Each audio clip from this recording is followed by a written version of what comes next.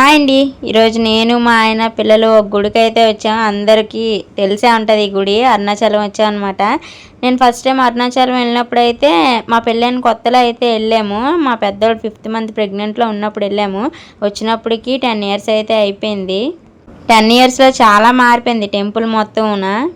Night అంతా journey చేసి morning 7 o'clockకి railway స్టేషన్లోని train దిగాము. ఇంకా అక్కడ నుంచి ట్యాక్సీ మాట్లాడుకొని టెంపుల్ దగ్గరికి అయితే వెళ్ళిపోయాము. టెంపుల్ దగ్గరలోనే తీసుకున్నాం రూమ్ అయితే. మనకు కొంచెం వీలుగా ఉంటుంది కదా దర్శనం అది చేయడానికి. అదినా రూమ్కి వెళ్ళగానే ఫ్రెష్ అప్ అయిపోయాము. ఫస్ట్ పిల్లల్ని అయితే రెడీ చేసాను. ముందు వాళ్ళు రెడీ అయిపోతే మనకి ఒక పెద్ద పని అయిపోద్ది అనమాట.